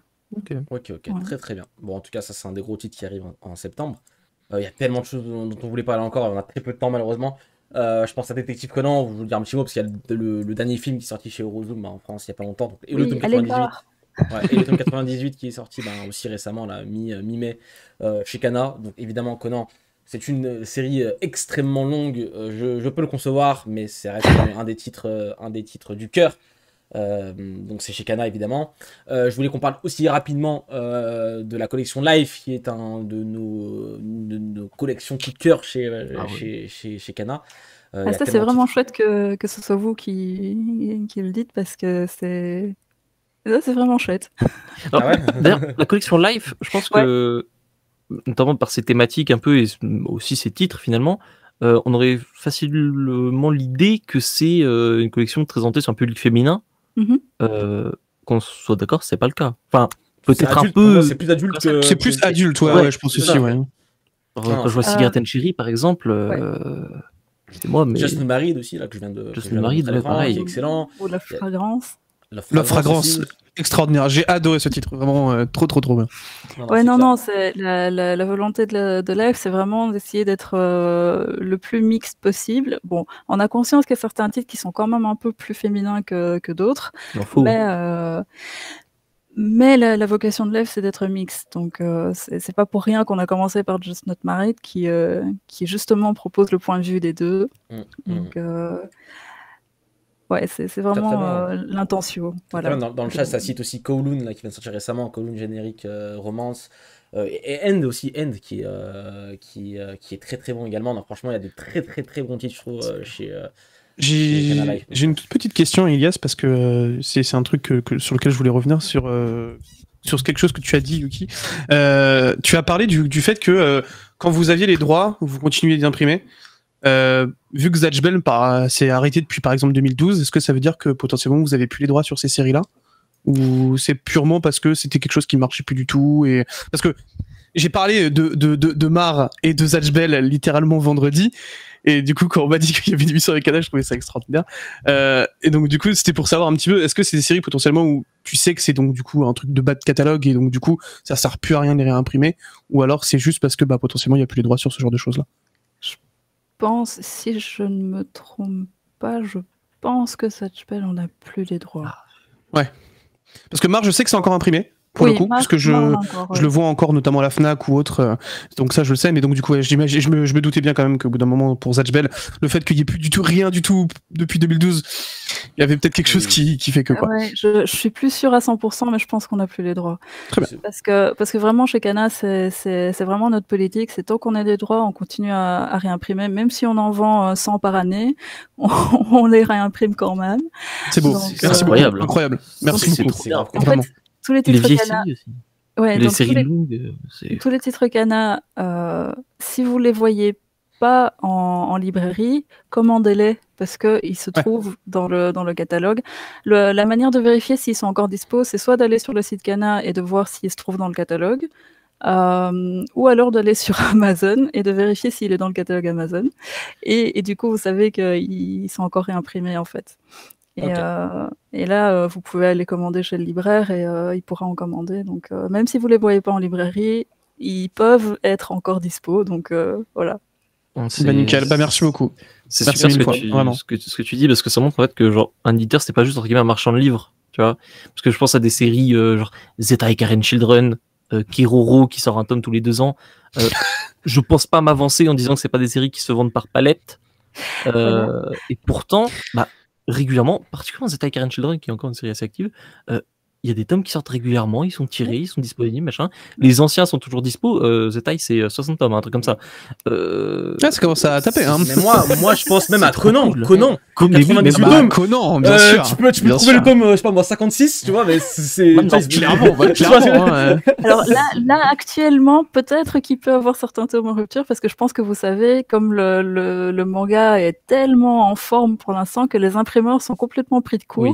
Ouais, bien sûr, Et ils ont un petit peu des soucis pour suivre le planning. Donc peut-être C'est que ouf d'entendre parfois... ça en vrai. Je trouve ça incroyable d'entendre ça en France. Vraiment, Il y a c'est. des trous trop bien. quelque part. Mais en tout cas, chez Kana, on essaie de faire attention pour pas qu'il y ait des trous. Et enfin bon, voilà. Il Il nous nous reste- il nous reste- résolu. Il nous reste quand on vraiment pourra. pas beaucoup de temps avant la fin de l'émission. C'est vrai qu'on ok. avait une question par rapport justement à ce premier semestre très chargé en termes de manga, de sortie de manga en France, tout simplement, et en termes de chiffres, c'est totalement hallucinant.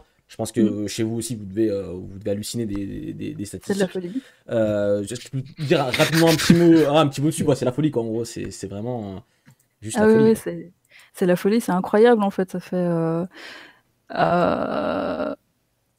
Enfin, je sais pas si vous savez, mais il y a eu un moment où le manga a un Ouais. peu décliné. Ouais. Avec l'arrivée de My Hero Academia, c'est un petit peu reparti à la hausse. Et maintenant, ça a fait un pic, mais incroyable depuis. Déjà, en fait, ça avait commencé en 2019, et puis 2020, ça a explosé. L'explosion des biens culturels en 2020, de toute façon, de partout, hein, je pense, ça a été Ouais, très constaté quand même. effectivement, quand on est enfermé chez soi, on n'a pas vraiment beaucoup Ouais. d'options Ah ouais, pour se divertir. Donc, Après, on a des petits appartements, mais on prend quand même des trucs et on se retrouve avec plus de place du tout. Hein, mais... c'est pour ça que Vinted a du succès, tu vois. Oui, tout à fait, je comprends, tout à fait. Oui, effectivement, le marché de l'occasion a de beaux jours devant lui encore, je pense. Mais oui, enfin oui, effectivement, c'est de la folie. Et ce qui est marrant, c'est que c'est en particulier les séries classiques, les séries Donc c'est encore du Naruto ou des trucs comme ça qui Ouais, se vendent voilà, extrêmement... c'est le back catalogue qui continue à se vendre, et encore plus qu'avant. C'est assez incroyable. Non, mais c'est clair, Naruto, de toute façon, je pense qu'on a vu, vous avez communiqué sur les chiffres, c'est tout. Naruto mais en France, c'est extraordinaire, Naruto en France. mais au-delà de Naruto, c'est même les nouveautés, à mon avis, et en plus, je trouve qu'il y a de plus en plus de diversité dans le choix des titres, et tout marche plus ou moins bien, et c'est trop cool. Tout le monde achète du manga actuellement. Est-ce qu'on peut qualifier ça pour toi d'un âge d'or, un nouvel âge d'or du manga en France? Est-ce qu'on peut aller jusque-là clairement. Oui, je pense bien. Aussi, au niveau de la diversité qui est aujourd'hui proposée par tous ces nouveaux éditeurs qui sont arrivés, je trouve que c'est positif pour les lecteurs, simplement parce qu'ils peuvent découvrir plus de choses que ce qui a été traditionnellement proposé par les gros éditeurs, entre autres. Mais par contre, t'as pas du tout peur de voir quand même un moment trop d'offres sur le marché, parce qu'aujourd'hui, on a un nombre de sorties quand même par mois de manga qui s'étoffe de plus en plus, aussi bien parce que la production au Japon, elle est quand même aussi de plus en plus effrénée, et on a de plus en plus de nouveautés, mais est-ce qu'à un moment, on va pas aussi à un moment avoir, tu vois, peut-être un blocage sur le fait, bah là, il y a trop de sorties, quoi. C'est déjà un petit peu le cas, je crois. Ouais, tu trouves que c'est déjà un petit peu le cas, ouais. En vérité, je pense que c'est déjà un petit peu le cas. Mais en même temps, d'un autre côté, si c'est pour la diversité, enfin, ça a du bon aussi, bien sûr. ça a du bon aussi. Après, pour le portefeuille du lecteur, client, c'est autre chose, ouais, c'est clair. Parce que du coup, on va être obligé de prioriser à un moment d'autres séries, alors qu'on a envie de trouver d'autres choses aussi. Donc ouais, je vois ce que tu veux dire. Bon, en tout cas, on a fait une émission complète consacrée à ça. C'est super intéressant. La retrouver, la rediffusion est disponible sur YouTube. On se demandait justement, est-ce que le marché du manga pourrait être saturé au bout d'un moment? Mais vous allez voir, c'est un peu plus complexe que ça, et on détaille. Ah oui, bien, non mais évidemment, on détaille un peu bien plus complexe que ça. S'il devait se saturer un moment au Japon, ça ferait longtemps qu'il serait saturé. Bien sûr. C'est clair. Oui, ça, oui. Et pour conclure tranquillement aussi l'émission, je voulais qu'on parle rapidement de la communication, excusez-moi, de Kana actuellement. Vous vous êtes lancé sur Twitch, on est actuellement sur Twitch, donc il fallait qu'on en parle un petit peu. Vous êtes extrêmement actif sur Twitch, vous faites des lives très régulièrement. Et c'est grave cool, hein, vraiment, c'est super bien. Et pourquoi, du coup, est-ce que tu peux nous dire un petit peu pourquoi Twitch, pourquoi maintenant? Est-ce qu'il y a des raisons particulières? Tout simplement parce que du coup, depuis l'année passée, on n'a plus du tout l'occasion d'être en contact direct avec nos lecteurs, parce qu'avant, dans les salons, comme on allait à plus de 10 salons, je crois qu'on en était à 12, 13 quand même. salons. Ah ouais. Ouais. On Bien y sûr. allait en direct, et donc on avait un contact direct avec nos lecteurs, qu'on a totalement perdu avec la fermeture de tous les salons. Et on voulait trouver un nouveau moyen de communiquer avec nos lecteurs, à part sur les réseaux sociaux que notre CM, dont notre CM s'occupe très bien. activement. On voulait pouvoir parler avec nos lecteurs, en fait. Et du coup, on a commencé l'année passée par les Facebook Live. Et puis, on a vu que sur Twitch, il y avait un moyen un peu plus... Allez. Plus direct? C'est un peu plus qualitatif aussi. Il y a c'est un vrai service dédié, quoi. D'avoir Donc un c'est échange, voilà, avec les lecteurs, et du coup on a voulu se lancer pour pouvoir avoir un dialogue avec nos lecteurs, et en observant un peu ce qui était fait en stream sur Twitch, on a remarqué qu'il y avait plusieurs typologies d'émissions, et que ce serait intéressant de pouvoir proposer du coup nous aussi plusieurs formats différents. C'est pour ça qu'on a pensé à nos lives édito, où on parle de nos gros lancements, les lives avec les libraires, pour que nos libraires puissent parler de leurs coups de cœur, qui sont pas forcément des nouveautés. Ça peut être des séries finies, des trucs du back catalogue et tout ça. Et puis les conseils manga, où nous on parle de nos séries qu'on aimerait qui soient un peu plus connues. Et de pouvoir proposer des choses qui ont été oubliées ou qui sont enfouies dans l'ombre de Naruto, S-Class et compagnie. FC Mar ici. Hein. Oui, un jour on parlera de Mar. Malheureusement, Mar, moi je l'ai pas lu, pardon. Non, mais je comprends tout à fait. Je suis arrivée après, et du coup. Non, mais c'est juste une boutade, parce que avec ma communauté, on est tous un peu fans de ce truc-là, et moi ça m'a fait plaisir d'en reparler. J'ai vu des réactions de fou. Tout le monde était en mode ouais, c'est mon premier manga, donc voilà, c'était juste. Ça reste un manga de cœur, quoi. Ouais. Du coup, je me dis qu'un jour il faut, mais moi j'ai un problème, c'est que j'ai du mal à lire les mangas en français. Ah. Ouais. Excusez-nous. Je trouve que ça fait snob, ouais, mais bon. On n'a pas tous le même problème, effectivement. J'ai du mal à lire les mangas japonais, personnellement. Voilà. Je suis pas très chaud non plus, mec. Je comprends pas pourquoi. En tout cas, c'est clair qu'il y a beaucoup de choses à parler, et c'est pour moi une très bonne initiative que vous avez eue de parler directement avec vos lecteurs sur Twitch. Et nous, voilà, n'hésitez pas à les suivre, hein, bien sûr, c'est Édition Kana, je crois, la chaîne, elle s'appelle Édition Kana, tout simplement. Ouais, tout simplement. Donc foncez, ils font des lives très régulièrement. Généralement, c'est quoi? C'est une fois ou deux par semaine, peut-être un peu plus, peut-être un peu moins. Non, on essaie d'avoir au moins un conseil manga par semaine. Parfois, ça saute pour des problèmes techniques ou des trucs comme ça. Mais ouais. Bon. Et puis, ouais, parfois, c'est deux lives dans la semaine. Ouais. Bon, en tout cas, c'est vachement cool. On espère que ça continuera comme ça, qu'il y aura plein beaucoup de réussite. De très beaux titres encore à l'avenir, et que les titres déjà annoncés vont marcher pour vous. Parce qu'il y a des belles choses, et on sera là évidemment pour en parler en temps et en heure quand ça sortira. En tout cas, merci beaucoup Yuki pour. Merci beaucoup. Merci beaucoup pour toutes tes réponses, vraiment. Vraiment, c'était super cool. Avec plaisir. Tu n'imagines même pas comment tu viens de sauver beaucoup de gens avec les éditions Star et la porte non fermée. Crois-moi. Bon, en tout cas, tu reviendras quand tu veux, vraiment, t'es à la maison, tu toques à la porte, on t'ouvre la porte directement, tu viens, il n'y a pas de souci. Donc merci beaucoup aux éditions Kana de nous avoir permis de réaliser cette émission. Merci à tous de nous avoir suivis dans le chat, vous étiez nombreux ce soir, ça fait toujours plaisir, évidemment. Merci à toute la team également ici présente pour cette superbe émission. On va pouvoir s'arrêter ici. Les amis, mais ce n'est jamais fini, parce que tout au long de la semaine il y a toujours des lives sur la chaîne, évidemment. La semaine prochaine, Team Manga Show, comme d'habitude, dimanche à 20h. Donc restez connectés, suivez-nous sur les réseaux sociaux, c'est important également. Il y a pas mal de choses qui bougent actuellement, donc c'est toujours cool. Tout est en bas. Effectivement, tout est en bas, évidemment. N'hésitez pas à aller suivre les éditions Kana sur Twitch, effectivement, également, et sur les différents réseaux sociaux. Ça fait toujours plaisir. Vive Lupin the Third, vive Slam Dunk, vive tous ces Vive Kana. Vive Kana, Vive Kana pour tout ce qu'on a lu grâce à vous. Moi, j'ai cru que c'était il est l'édition bon. française. Oh, il est bon. Ah, non, je l'ai pas Tu vas encore. sur le reveal comme ça à la vie. Bon, en tout cas, merci à tous. On se dit à très bientôt. Des bisous. Ciao, ciao. Salut. Merci. Bisous.